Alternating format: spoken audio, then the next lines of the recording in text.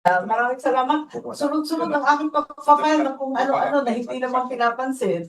Kaya medyo malungkot ako. Nauwi tayo sa impeachment, nauwi tayo sa aresto para sa ICC, napunta tayo sa kung ano-ano Noel at CONAS sa term extension na nakakaasiwa sa karamihan ng Pilipino.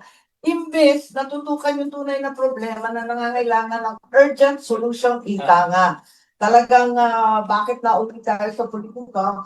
Samantalang alam natin ang taong bayan ay hirap na hirap. It's a time of great difficulty for most of our citizenry. And yet, wala pa rin tayong nagagawa, wala pang maayos na plano. Yun talaga ang kinaiinisan ko.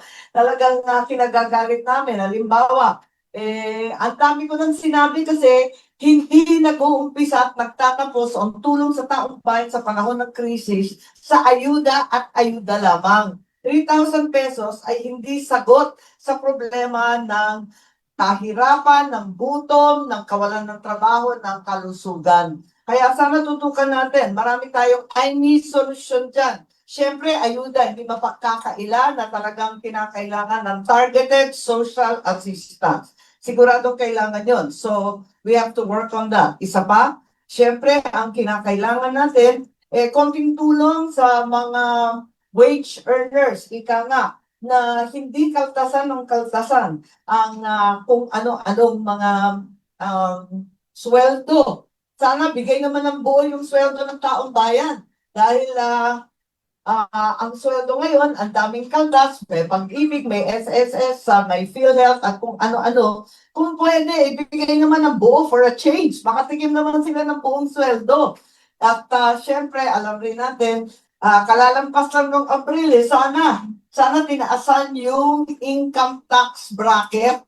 Kasi yung 250,000 pesos sa isang taon, manipis na yun. Kinakailangan taas-taasan. Kasi ang sinabi ko nga, 500 sana, pati yung mga bonus, yung mga binibigay, dapat taasan din yung 90,000.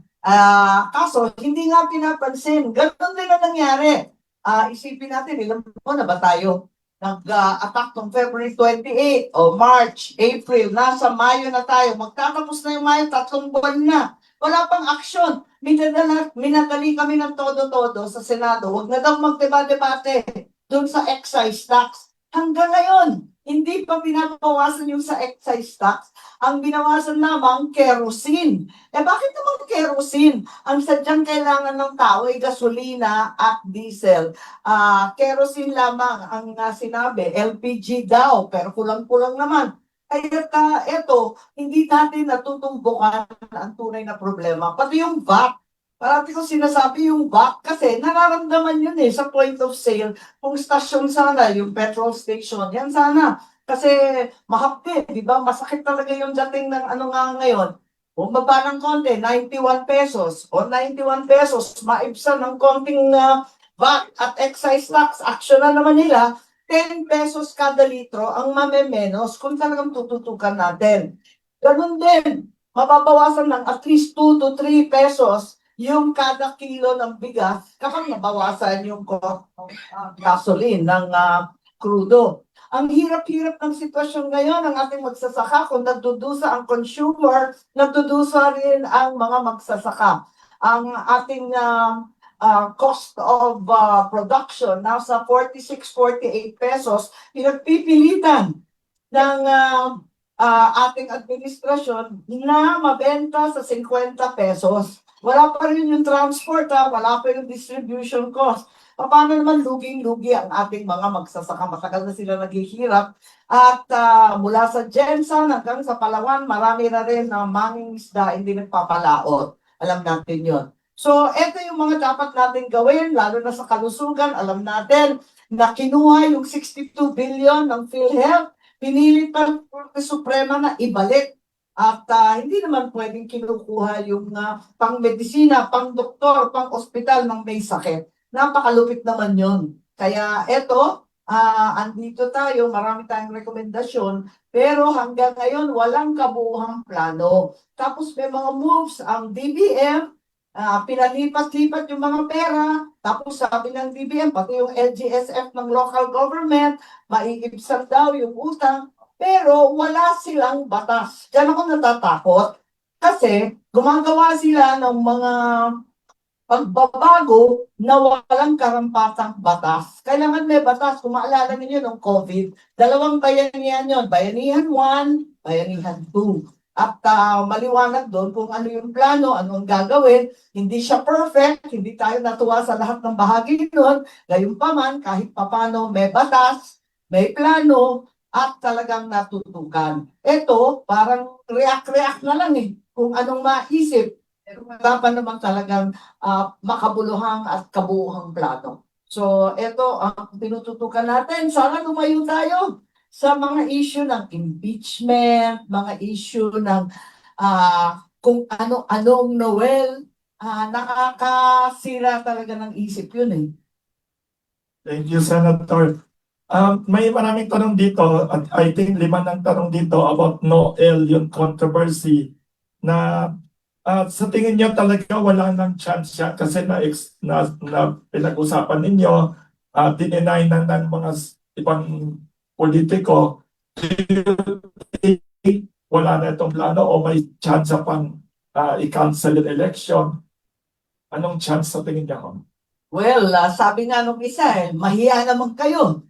At pinag-withdraw sa akin yung with video, offensive daw yung video. Hindi ko naman maintindihan. Ano yung bahagi nun ng offensive dahil pinagtagpi-tagpi lang naman.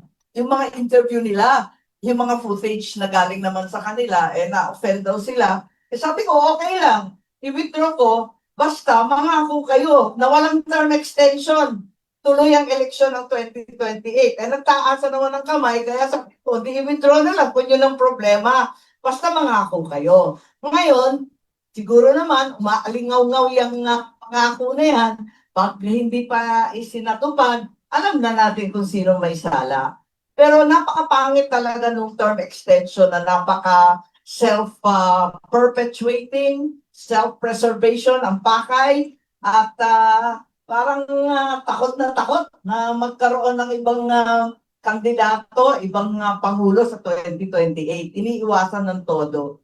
Na sabi ko na yan nung pa kasi kung saan-saan ko yan narinig ko yan noong pa sa Kongreso, sila nauna dyan Kasi nung pinag-uusapan yung impeachment at yung mga boto dyan, marami silang incentive. May incentive na cash, 20 million. May incentive na infrastructure projects, 200. May 250 million pang pangako. Pagkatapos nun, yung ikatlo, huwag daw kayong mag-alala sa eleksyon. Kasi takot na takot yung mga Visayas and Mindanao. Ayan, alam yan ni Attorney Freddy.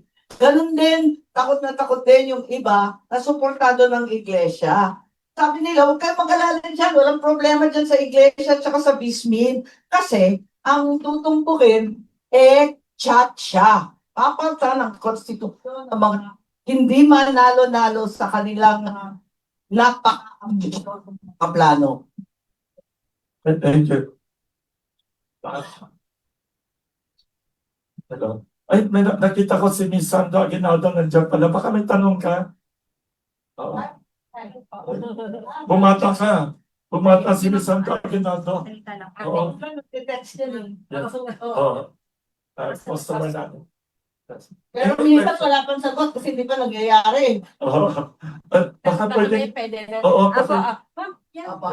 Yung following what happened na lang po last night, dahil nga po, meron pa po, over the debate on changing the rules of the Senate to allow teleconferencing, video conferencing na po. So ano po nakikita nyo moving forward sa Monday po, kapag-usapan na naman po ba ito, and do you see further siguro scenes or scenarios like this on Monday?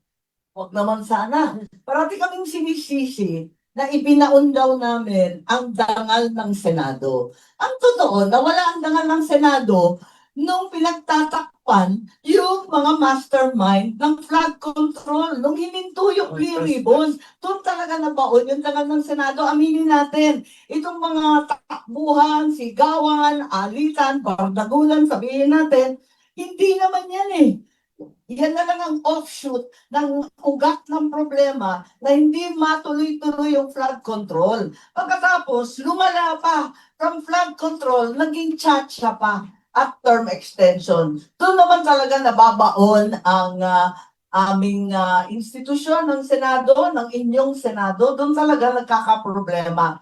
Ngayon, kung ano ang itutuloy, inaasahan ko na mag-uusap-usap sa mga susunod na araw at sana magkasundo na kasi hindi naman maganda itong sila na ang nagsabi na napaka-unparliamentary na kulong na ang dalawa sa inyo. Kaya pinagpipilitan ninyo. Ganun eh. Hindi ba unparliamentary at offensive naman yun?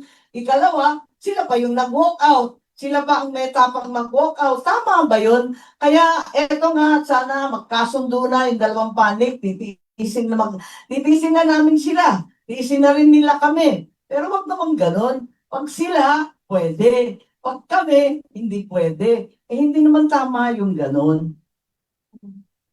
So, magkakaupos pa, hindi ko sigurado, supposed to be bukas, pero parang magkakamiting pa ng bukas ng gabi at magdidesisyon kung anong mangyayari by Friday. So, tignan natin, sana magkasundo na sa lalong madaling panahon dahil para sa akin gusto ko natutukan ng trabaho at lubayan na itong mga issues na pampolitika na hindi naman magdudulot ng karagdagang pagkain, ng gasolinang abot kaya, ng kalusugan para sa lahat.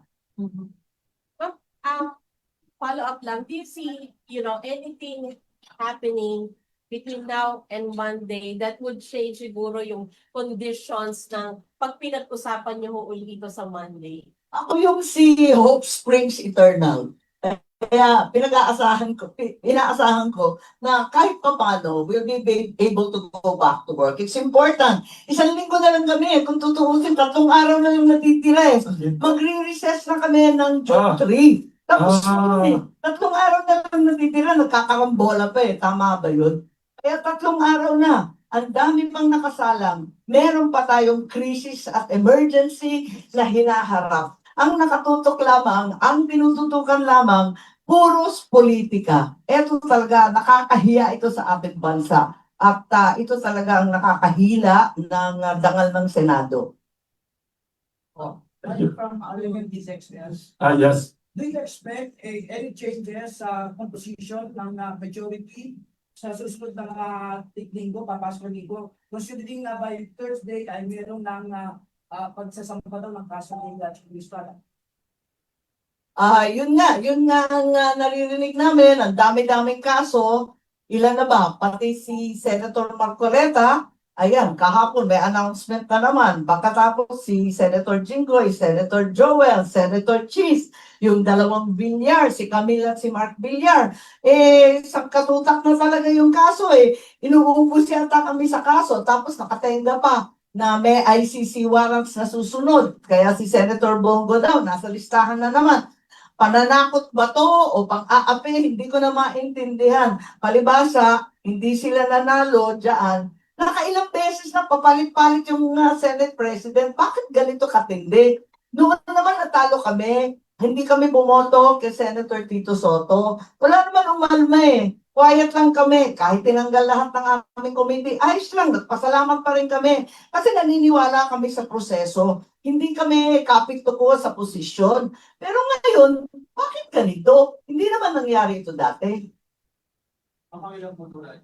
Kasama ko lang yung motion ni San Marcoleta. Ano po yung napag-usapan ng majority vote since hindi po siya nakalakay ng mga status? Alin? Yung motion po ni San Marcoleta, papayag sa akin po. Yes, porsigihin namin yung pagboto sa Zoom. Nakita naman ninyo, nung panahon nila, nagpila naman si Senator Ontiveros, si Senator Soto, Senator Ping, Senator Kiko Pangilinan. Nung panahon naman na may nakakulong o hinuhuli sa kanila, pagkaalala ko, Senator De Lima at saka Senator Trillanes, nag-motion rin naman sila na mag-remote voting. Bakit ngayon may remote participation? Nagtataka ako ngayon kung bakit tutol na tutol sila dyan, nag-walk out pa.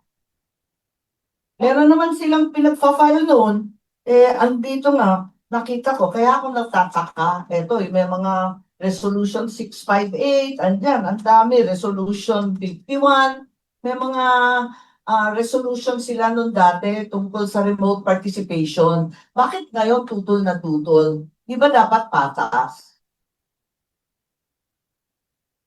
Thank you. Just to Yeah. follow up on that, perhaps the thing that would set it apart is dahil may parating po na impeachment trial. Ano po? So nakikita niyo po ba na ang kung magtatagumpay po yung constitution ng rules, ay syempre po makakalok po doon yung mga ibang kasamahan sakali nga po matuloy na sila po ay arrested. At maaari silang bumoto. Tama po ba, ma'am? The Senate has great leeway in the Constitution and upheld repeatedly by the Supreme Court in formulating its own rules for impeachment. Ang Senado mismo ang gumagawa ng kanilang mga patakaran para sa impeachment. Kaya, kung mag-agree ang Senado na ito ang karapat-dapat, pwede naman talagang gawin. Wala namang bawal dun eh. Kaya pinagtatakang ko, napakarami na ng president dyan. May president rin sa walkout. Alam na natin na yung Korte Suprema, nag-ruling na rin dyan na pwedeng ituloy-tuloy ng wrap session. Kaya nagtataka ako, mas marunong sila. Yung iba nakakatanda sa amin, sa karanasan at sa edad. Abay, bakit nagkaganon?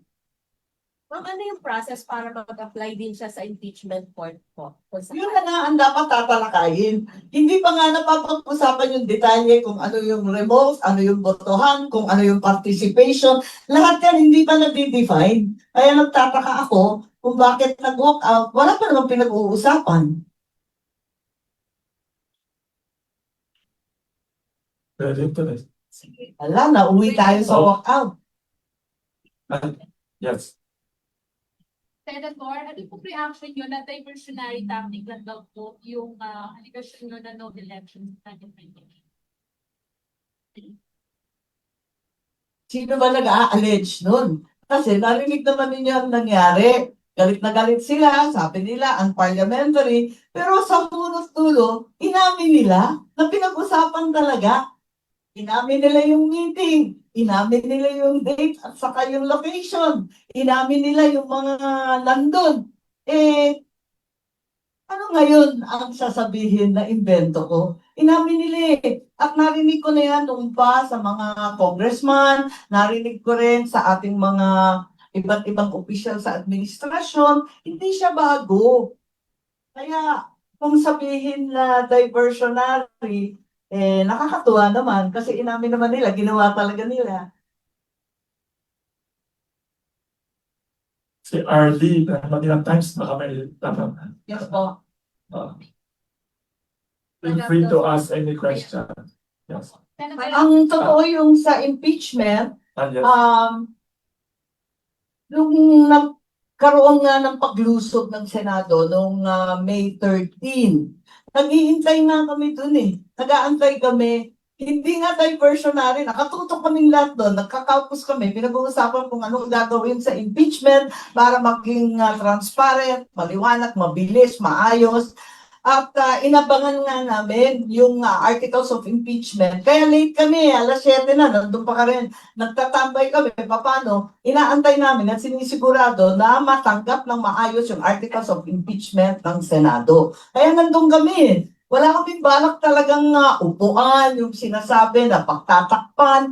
Nag-aantay nga kami, tinatanong ko nga, bakit hindi dumating nung May 11? Bakit May 13 pa? Dalian na ninyo para walang masabi ang tao. At gustong-gusto na namin talakayin yan.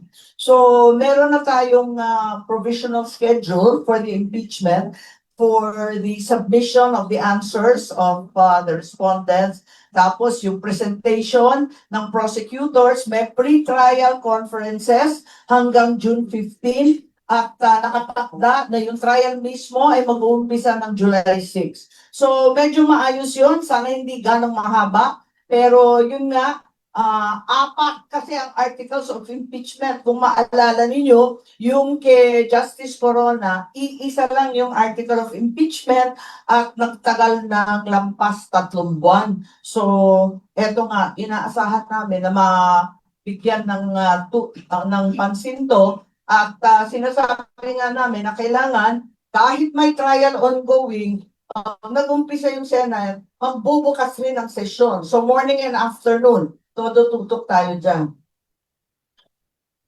Senator, marami nagtatanong dito, with the more independent Senate leadership now, tuloy na ba talaga ang flood control investigation? Kasi maraming galit na galit sa flood control.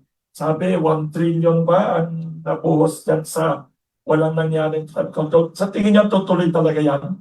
Yes, inaasahan ko na yan talaga ay tututukan. Pagkat hindi matapos-tapos yung topic na yan at hanggang ngayon, wala pa rin mga mastermind na nahuhuli. Hindi naman tama siguro yon. Kaya kinakailangan talagang pusgihin natin. Kung sino man abutan yan, kung kamag-anak ko, pinsan buo ko, kapatid ko, pamangkin ko, sorry na lang, wala tayong magawa. Talagang sundan yung ebidensya. Sana mapatawag na si Sergeant Gutesa, yung 18 Marines, si Tri Gibb, sina Martin Romualdez. Kailangan tawagan na makapagsalita sila para sa kanila rin yun, para maipagtanggol nila yung sarili nila kung sakasakali. Kaya eto nga, yun ang gusto namin talaga mangyari. Pero ang problema kasi, first time yata ito, nag-arapalan ang pakikialam ng ehekutibo sa legislative. Kung babalikan natin yung aral natin sa social studies, maliliit pa tayo, elementary pa lang tayo, three separate, distinct, and independent branches of government that remain co-equal. Yun ang turo sa atin eh. Ano nangyari dito? Pinapakialaman kung sino-sino, pati yung justice, pinapakialaman rin at sinisita pag hindi gusto yung hatol. Nagiging labo-labo na ito eh. Hindi pwede yung ganyan. Kailangan respetuhin natin yung salitang batas kung hindi kandidato ng ehekutibo ang nanalo bilang Senate President, ditiisin natin, pakisama tayo, ganyan talaga. Ganyan talaga. At huwag naman pakialaman yung ating justice na yinuyurakan na sa pagkilala ng ICC. Yan ang problema. Para namang sinabi na failed state, inamin na natin, hindi natin kaya mamuno sa sariling bansa. Ano ba naman yun? Meron pa namang mga korte sa Pilipinas, kompleto pa naman ang mga abogadong magagaling, at maayos naman ng pagsunod sa batas kung bibigyan lang ng pagkakataon.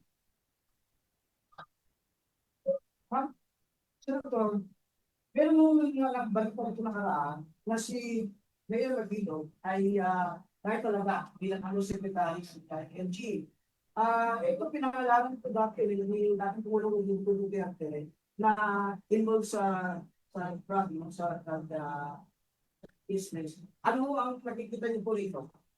Well, hindi naman tumakbo dito si Jed Pagpilo. Hindi naman tumakbo na nakaraang eleksyon. Ang inaantay yung mga natalo nung nakaraang eleksyon, lumampas na yung 1-year ban, kaya naitala na yata si dating Senador Francis Tolentino bilang DOLE.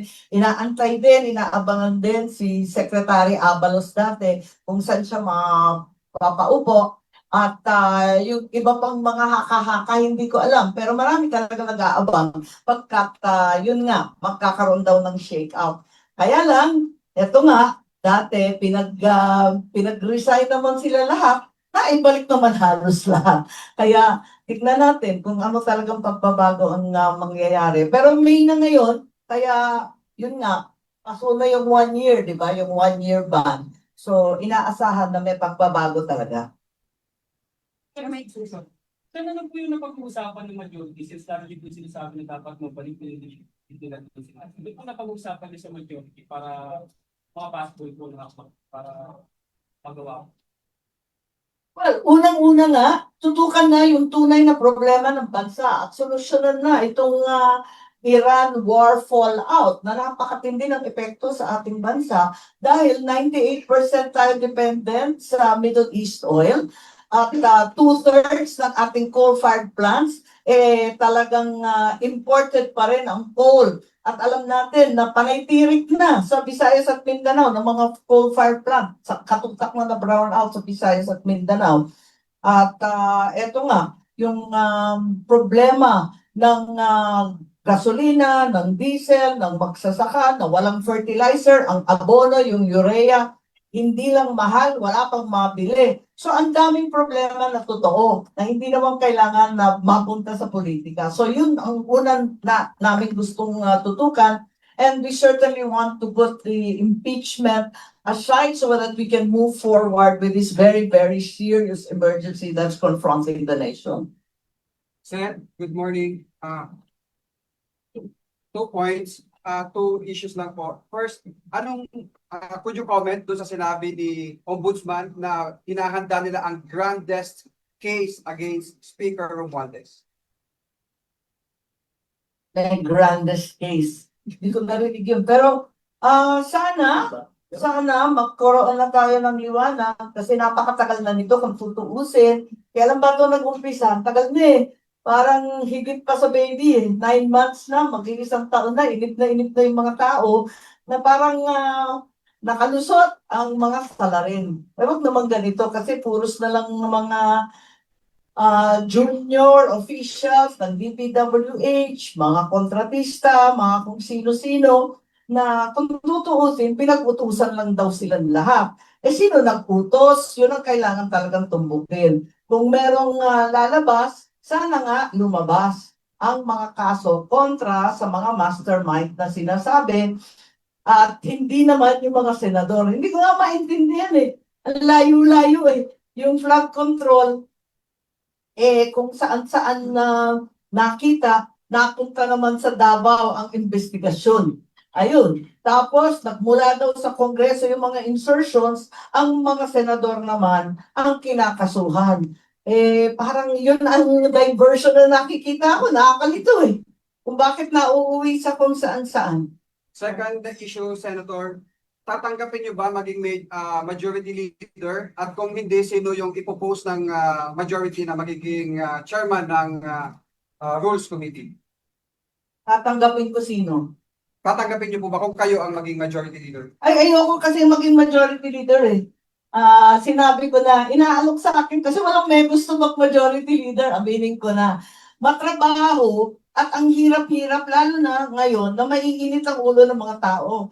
Kasi makikisuyo ka, makikiusap sa kabila, tapos nakatayo ka, nakasalang ka lagi doon. Ang hirap-hirap talaga ng trabaho yan. Pinagpipilitan namin na si Senator Joel Villanueva, humaharap rin ng tao ng kaso, kaya nagmamakaawa, wag naman, at talagang hirap na daw yung asawa niya, nakatutok daw sa kanya lagi yung mikropono. Ako naman, sabi ko, alam naman ninyo, hindi ako pwede, mainit ang ulo ko. Ayoko nakikiusap dyan, hirap na hirap ako dyan.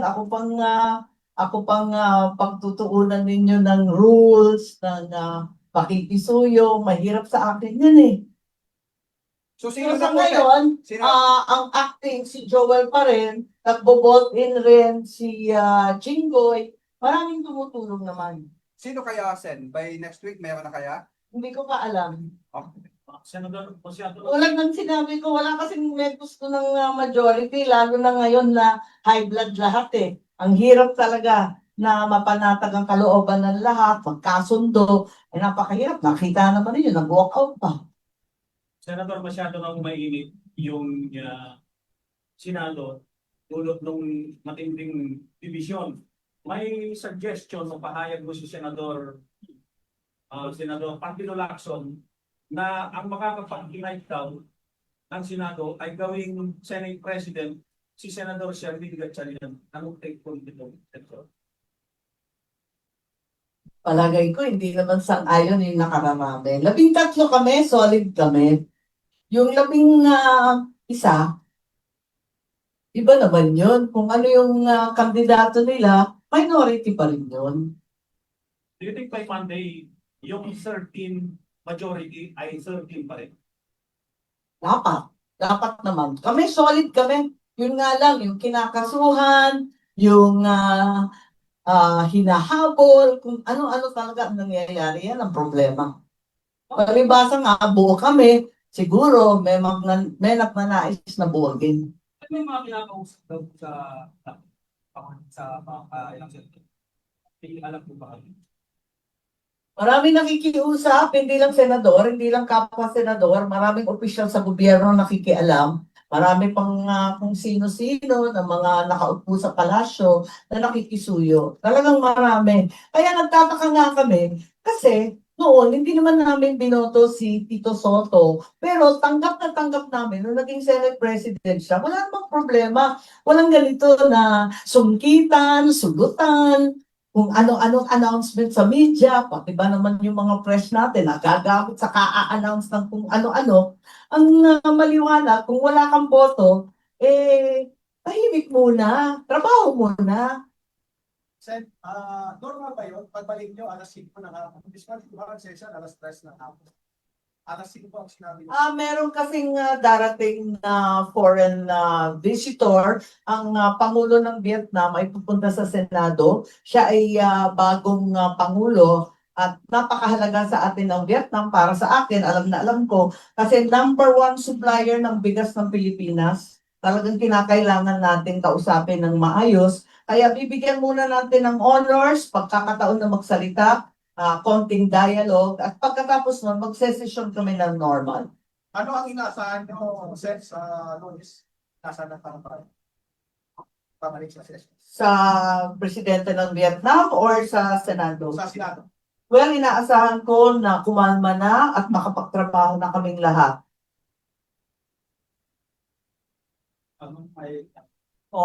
Magandang umaga po, Senator. Tungkol po doon sa isang withdraw ng Sergeant at Arms po ng Senado na movement. Kaya ano pong action ng Senado ang ginawa? At isa pa yun, kasi na-refer to Committee on Rules yung investigasyon tungkol sa Senate siege. At ipapakita namin ng buo yung CCTV at yung mga pangyayari mula sa May 11. Kasi hindi naman May 30 nagsiklaban na eh. Nag-umpisa talaga sa May 11 nung dumating at hinabol, rinesling, ang lakas ng loob, rinesling si Batong Papaakyat.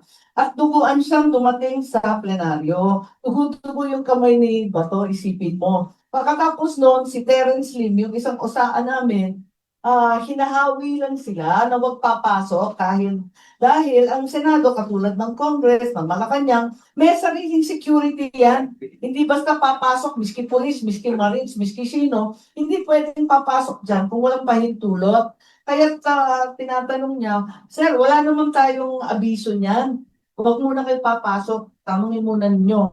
Hinawi-hawi niya, kinuyog siya ng todo, kitang-kita naman sa video, nakadapa na yung tao, pinagsisisipa pa rin, binubugbog pa rin, tapos hinatak pa sa loob ng kanilang van. Milagro nga nakatakas eh. Pero napilitan kami, padala sa ospital, kasi sugatan naman at talagang bugbog sarado. May tanong dito, Senator, from Lila Pilipina, an NGO helping comfort women victims. Sabi nila, may we submit a question for Senator Amy Marcos? President Marcos is now in Japan for a state visit. As chair of the Senate Foreign Relations Committee, do you support or do you, what is your reaction to the call of Lila Pilipina NGO for President Marcos to convey to the Japanese government their demand for apology and reparation for the Filipino comfort women victims as well as historical inclusion? Well, dalawang bahagi yan. Unang-una, sang-ayon ako na kinakailangan kilalanin yung hirap at sakit ng ating mga Pilipinang ginamit bilang comfort women nung nakaraang ikalawang digmaan. Sigurado ako na nagkahiring kami dyan at narinig namin ang karamihan. Marami sa kanila patay na, di ba? Tapos ilang lola na lang ang natitira. Kailangan talaga bigyan sila ng ginhawa. Pero sa kabila nun, marami rin pagkukulang doon sa pagtutuos ng UN. Marami rin pagkukulang at hindi na ibibigay ng Philippine government bilang tulong sa mga sinasabing comfort women. So, sa kabila ng pagkilala at pag-apologize ng Japanese government na dekadang hindi nila ginagawa, sa kabila nun, sana sagutin na rin ng Philippine government ang utang nila sa ating mga lola na inapi nung nakaraang ikalawang gera mundial. Thank you. May tanong naman dito, how Ano is, yun eh, may mga yes, may mga scholarship para sa mga po, mga restoration, bahay, mga yes, tulong sa medical, lahat yung sagot ng Pilipinas tapos hindi naman naibigay. may Sorry. UN resolution yata. Yes, that's right. Tapos Condemn. nagkasundo at ito ang gagawin natin, ito yung gagawin ng kabila. Yun nga, hindi pa na isasatupad, maski yung side natin. Thank you. May tanong naman dito, people are asking, how is your mother, former First Lady Imelda Romualdez Marcos? Any news about her? What is the secret of her Siyempre, health? okay naman siya. Pero, mag na 97 years old na yan sa July. Ang tanda na niya eh. Kaya, eto nga, iniiwasan nga namin na sana hindi na niya nalalaman yung kaguluhan sa politika, lalo na hindi ako sang-ayon sa napakaraming polisiya ng administrasyon ng aking kapatid. Siyempre, ayaw na namin na malaman pa niya, pero may kutob yun eh. Dahil sa amin lahat, kesa sa tatay ko pa, siya yung politiko talaga. At masama ang pakiramdam niya. Sabi niya, hindi maganda ang kalagayan ng bansa. Maraming naghihirap. Ang daming dumadaing sa akin. Alam niya eh. At higit pa sa lahat, pinapagalitan ko na nga yung mga yaya niya. Sabi ko, huwag na rin yung pakita yung mga balibalita na ang set lang siya. Eh, ang problema, ang dunong-dunong nun, marunong magbukas ng YouTube, nanonood ng lahat ng balita. So alam niya. Sobrang updated at abala siya sa kalagayan ng ating bansa. Tulad ng ama ko, talagang tinututukan niya, magkano na ba yung bigas? Masyadong mahal. At ang gasolina, paano ba yung nagsasaka sa probinsya? Kasi probinsya na naman yun. Lalo yung mangingisda na hindi na nagpapalaot ng ilang buwan. Senator, sa question. Yes. Oo. Kasi ako ito'y very vocal sa mga pagpo sa administrasyon.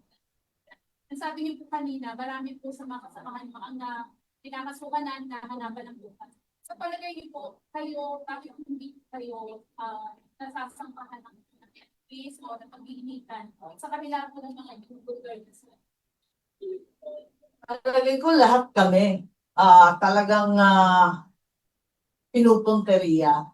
As a matter of fact, maraming tumatawag, maraming nagte-text sa amin, taga DOJ, taga OMB, na sinasabi na kaming lahat, yung 13, nag-case build up na raw. Kini-case build up na raw kaming 13. All 13 of us are being targeted. There is an ongoing effort to build up cases against the present Senate majority. Whether this is true or not, I certainly pray that this persecution, if that is what it will be, will not proceed. Hindi naman maganda ito, lalo tinaharap natin ang napakatinding emergency. Thank you. Sorry kasi Senator has to leave for a lunch appointment. We have maybe last message from the Senator. And ma'am, you have to have a part 2. Ang daming tanong ng mga media. They're very eager to listen to your thoughts. Baka you have a closing statement to the public. Maybe tips sa mga tao naghihirap ngayon. Paano tayo mag-survive sa crisis na gulo sa politika, toxic politics, tapos may Iran crisis na hindi matapos. Any advice or any closing statement po? Yes, ang pagkukumble ng flood control masterminds, ang pagpupursige ng impeachment sa mga inaakalang kalaban, ang paghahain ng term extension at Noel, lahat ito hindi sagot sa kahirapan ng pangkaraniwang Pilipino. Sana matutukan na natin ang tunay na trabaho natin na solusyonan at maibsan ang hirap na dinudulot ng Iran war at ng iba't iba pang problema. Napakadaming problema, wag naman mauwi sa drama. At lagi na lang kaming tinuturo na ibinaon namin ang dangal ng Senado. Hindi totoo yan. Ang dangal ng Senado ay nawawala sa publiko dahil sa pagtakip ng Blue Ribbon, ang hihinto ng mga testigo, ang tuloy-tuloy na impeachment at pagpupolitika, ang walang bahid na pagpupursige ng tsa-tsa, term extension at pagkakansela ng eleksyon sa 2028. Yan ang nakakasira sa amin.